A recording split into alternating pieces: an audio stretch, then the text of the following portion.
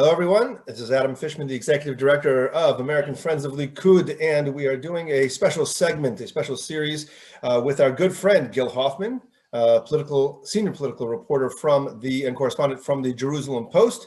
We are it is February 1st, which means we are a good, 6-7 weeks out until our fourth election in the last 2 years, which is always very exciting time for Gil and for the rest of us here in Israel. And we're going to ask Gil, with all the various polls that have been coming out and the various shifting of the sands that have been going on and parties coming together and breaking apart, with this time, I'm going to ask you if you can give us a bit of an update, and hopefully over the next few weeks, we'll come together a couple more times and as we get closer to the election and get the updated and inside information as best we can from you, Gil. So I'll turn it over to you, Gil, to give us a bit of an update as to where we're at today, February 1. Gil? Thank you so much, Adam. It's a pleasure being with you and with the wonderful supporters of American Friends of Likud all around the world. I appreciate you started off with the polls, which is very nice. We political correspondents love polls, and now I'm going to tell you to throw them all away. Not because there's anything wrong with polls. I genuinely love them, but because of the date. Right now, we are exactly 2 days before the party lists are going to start being submitted to the Central Elections Committee, which will change everything, with all due respect. They do every election. And while we don't know exactly what's going to happen, something will happen in every party. For instance, let's start with the easiest, with the Likud. Okay, Netanyahu was given the right by the Central Elections Committee, Netanyahu was given a right by his Central Committee inside his Likud to appoint his own candidates to 6 different slots on the list, including either the number 5 or the number 10 slot, depending on how big a person he gets. And since that happened, there have been rumors about different people he's bringing in. You probably all heard the Ron Dermer rumor that was denied within seconds after it was reported in the Hebrew media. I spoke to the people closest to Netanyahu who said, we love Ron, but no, that's not happening. He doesn't want it. It's not a good fit, at least not now. And since then, there have been all kinds of people who have been rumored to be getting these reserved slots. Well, none of them have been confirmed, so we're going to finally find out on Wednesday or Thursday, the 2 days that the lists of the parties running will be submitted. And will that make any? I mean, will that make any significant difference in what you're seeing in terms of the polls? I know you say ignore the polls for now, but is it going to give it a major boost or not, or bring it back down based on who's going to be in it? Isn't it generally the same people who are at the top who the voters are looking at? Adam, don't underestimate Netanyahu. You know, he can bring some celebrity that people love or something, or somebody really respected. He's had 2 months to work on this project, and he's succeeded in keeping it away from his greatest enemy, which is me, the media. So he can do it, bring a game changer. I hope, just for those of us who want drama, that he does. And meanwhile, the rest of the parties, who can all group all the non-Haredi parties in Likud into the anyone but Bibi camp, they all are going to try to bring celebrities and merge different parties together over the next few days too, and that can have a significant impact. Let's deal with the situation that could have the most impact, and it's not going to happen, and that's Gideon Sa'ar and Naftali Bennett running together. That would be a very big deal, because right now one of them is getting 14 seats in the polls, one of them is getting 13 seats in the polls. You'd think Gideon Sa'ar would realize that because he's been falling consistently now for more than a month, that he's got to do something drastic, and that means not add another name of somebody who's obviously a Likudnik like he did with Benny Big, and that didn't help. He has to show that he's a leader, and the way to show that he's a leader is to say to Bennett, okay, we're going to join together and we're going to rotate, just like what happened with Yair Lapid swallowing his pride when he made a deal with Benny Gantz the day before the deadline to submit lists to the Central Elections Committee back in 2019. So that would make the biggest difference because it would present a serious alternative to Netanyahu on the right. It's not going to happen because they've been attacking each other nonstop. Just yesterday, both Saar and Bennett were on the radio and they couldn't resist attacking each other. And they don't disagree on very much, so it's kind of pathetic when they attack each other. Now, the main issue that they attack each other on is that Gideon Saar says overtly and even signed the document saying that he will not recommend Netanyahu to be the prime minister, whereas Naftali Bennett doesn't want to be Netanyahu the prime minister, says he doesn't want Netanyahu to be prime minister, but refuses to rule out recommending him to be prime minister, which is really the only way for Netanyahu to become prime minister, because if you take the Likud's 30 seats, 16, 17 seats for the ultra-Orthodox, 4 or 5 seats for the far-right Zionist, religious Zionist party, whatever they'll call themselves, that's still only 52, and there's no guarantee that that party led by Bezalel Smotrich will cross the electoral threshold. Right now, they don't in any poll. So that's the best case scenario for Netanyahu. He gets 52, 53 seats among the pro-Netanyahu camp. He needs Bennett to form a government. And so the reason why Bennett doesn't want to say for sure I'm not going to recommend him is because if Netanyahu will offer him a rotation in the prime minister's office in some kind of provable way that he won't then take it back, find some excuse, then I'm sure he would recommend him, as opposed to crowning Gideon Saar, who's from his own generation, and making him the leader of that generation, making him form the government as prime minister. It would be a tough decision for Bennett to make, even though he detests Netanyahu personally just as much as Saar does. But because they've got that difference of strategy, they can't run together. Now, what you have then on the center left then is another merger that's not going to happen, which is Yair Lapid with anyone. Yair Lapid has been climbing in the polls nonstop for 2 months while bringing no one. He's brought Meirav Cohen for Blue and White, a very pleasant person, and one of the only female mayors in the country endorsed him. That's it. And he is apparently not bringing any celebrity. The Tzipi Livni rumors, I talked to her a lot. Apparently not going to happen. So he is determined to run on his own and become that alternative to Netanyahu, which is what Netanyahu wants more than anything. He doesn't want to run against the right. He doesn't know how to run against the right. He knows how to run against the left and disparage the left and mock the left. And if Yair Lapid is the candidate running against it, he can do that the best.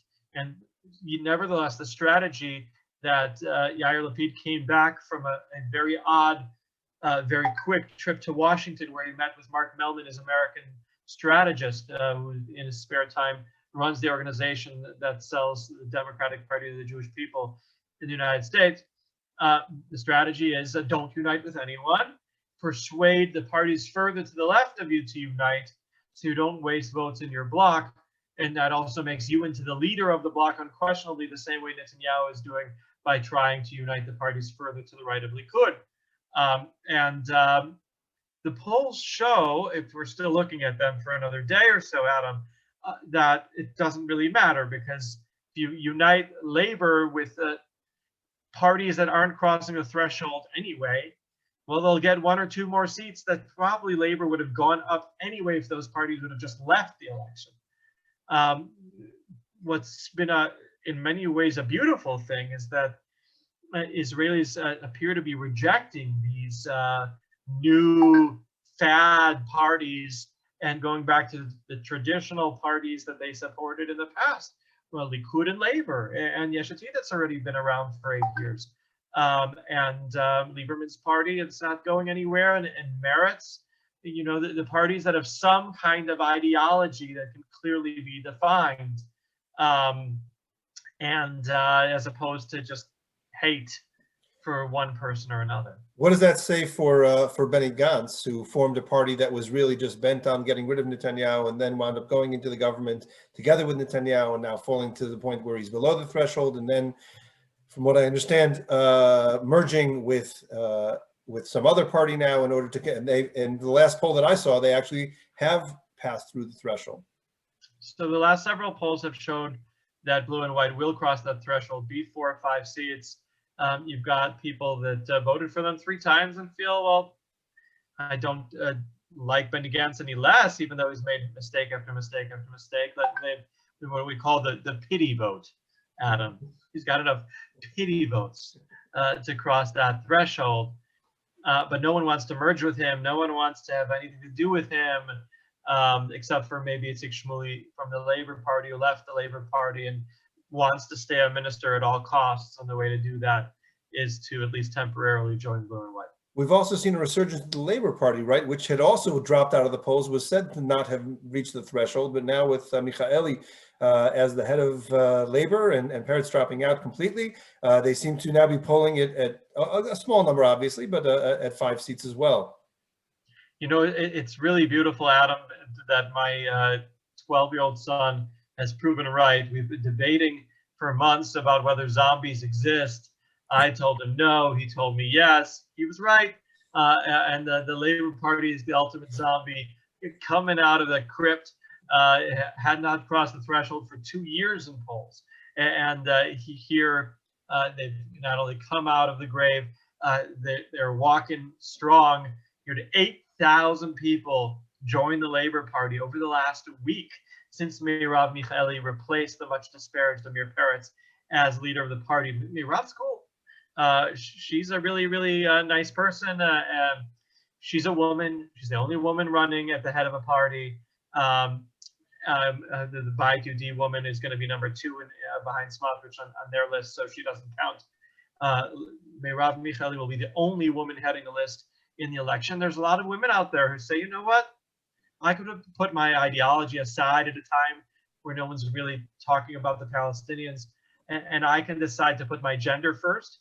They're a majority of the people in this country, that sector called women.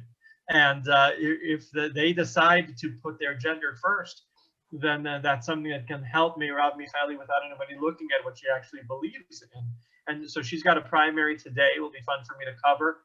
You've got 62 people running to be number 2, 3, 4, or 5 on the labor list, including a Reform rabbi, a belly dancer, and a city councilwoman in Efrat.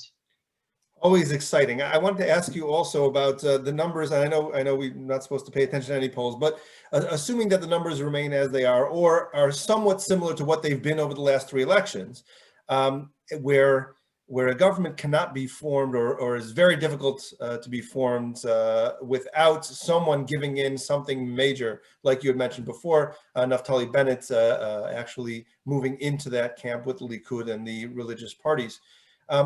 There has been talk over the last number of months and for a long time, I think, why is it that the Avigdor Lieberman, the Israel Beitenu party is consistently at his 7 or 8 seats always, and even though there have been consistent efforts to try and siphon off some of his vote from, certainly I know the Likud has tried to do it recently, I know that Sar has also tried to do it, it doesn't seem to be having an effect. What is it about the Lieberman party that is unable to crack, so to speak? Adam, those votes are completely legitimate. You're talking about a man who was foreign minister and defense minister, who has built himself as a serious politician that can be trusted to keep his word. At least recently, he said he wouldn't join a government with Netanyahu. Others did. He didn't. And there are enough people out there who can define themselves as right-wing and not liking the ultra-Orthodox that are spreading viruses, that people want a party like that. There are the people that put hating the ultra-Orthodox first will vote for Lapid. But there are plenty of people who say, wait a second, Lapid's not right-wing enough for me. And Lieberman is, and he ends up being a perfect fit. There are definitely 7, 8 seats out there of people who fit into the hating Netanyahu, hating ultra-Orthodox, and hating Arabs category that he speaks to very much. And it's not just him. You But go you've back, not there seen was a any, party. you've not seen any dent made in all the concerted efforts by those parties to try and siphon away some of those votes? Not successfully. If you remember, Likud a couple elections ago formed this very strong Russian campaign led by a former faction chairman of Israel Beitenu, Robert Ilatov, is a cool guy. It failed. And you go back, I can take you back to the early 1990s. There was a party called Summit that had very similar views to the views of Lieberman right now. He's not going anywhere. So one last question before we go on this call. I know we're going to have more opportunities to get caught up on the various goings on. Remind me again when the lists have to be in? By Thursday night at midnight. So we'll have a lot more to talk about next week for sure. Can I add one more quick thing though? Please, yes. Just that I thought you were going to in the last question before you focused on Lieberman is you talked about whether a government can be built, and the answer is absolutely. Take in whatever order, Yesh Atid, Gidon Saar's party. Okay, after our short, quick little interlude there, Gil, you were about to tell us about how each side of the Bibi or non-Bibi side can form a government. Continue, please. As mentioned before, Netanyahu can form a government, but he would have to rely on Naftali Bennett being paid off in a very serious way, because he only has 50 to 53 maybe seats in his bloc if he's lucky. And so we'd really depend on the 12, 13 seats that Naftali Bennett is getting in the polls. You would have to offer him at least to be defense minister, maybe a rotation in the prime minister's office, maybe joining Likud, which both Bennett and Shaked have wanted to do for a long time, and they've been blocked by the Netanyahus from joining. Then you have the anti-Netanyahu camp, which can definitely form a government in the polls, which they might grow in the polls. And you have there, in whatever order, Yesh Atid, Gidon Saar's party, Naftali Bennett's party, Israel Beitenu, blue and white, which, as we mentioned, is crossing the threshold, Labor, and Meretz, if they need to. Meretz probably supporting from outside, at least during the time that Saar would be, if there'd be a rotation in the prime minister's office between Lapid and Saar, then maybe Meretz could be part of the government initially, and during the Saar time they wouldn't be part of the government. But that's enough votes without relying on the Arabs in any way. And if the Arabs end up not running together, if they end up splitting up into two different parties, that would result in a lot of Arab votes being wasted if, for instance, Mansour Abbas's party doesn't cross the threshold. So those are things that could help both the pro-Netanyahu camp and the anti-Netanyahu camp. It's looking like we will have a government sometime. In all scenarios, it would be a very narrow. In all scenarios, it would be an extremely narrow government, as we've had over the last number of elections. Last question I want to ask you before we head out is, as I was reading in the paper the other day, right? Bibi has still not been called by the president of the U.S., President Biden. Any thoughts on that? Well, President Biden is definitely differentiating himself from President Trump, who called Netanyahu immediately after the leaders of Canada and Mexico. And this is something we're going to have to get used to, that Biden considers Netanyahu a friend, but told him, I like you, Bibi, but I disagree with everything you say. That's a very, very different situation that we've had for the last 4 years. And you know what? That is something that hurts Netanyahu in the polls tremendously, I think, because people will say, well, I knew why I needed to vote for him when he was the mentor of the president of the United States, who let him control his Middle East policy. Well, when we have a president of the United States who says, I don't agree with anything you say, we can have another leader who he can like just as much. Unless Biden goes to the extreme and becomes like if Obama wasn't being actually hostile to Israel and to Netanyahu, which I don't see him doing, which is something that would boomerang and help Netanyahu in the polls. So on the one hand, Adam, he hasn't called him, but on the other hand, he hasn't yet reamed him. All right. With that, we're going to end this segment of our hopefully continuing series of updates of election and political updates with Gil Hoffman right up until the election. Gil, I want to thank you for joining us this morning, and we will connect with you again hopefully next week. Thanks so much. Looking forward.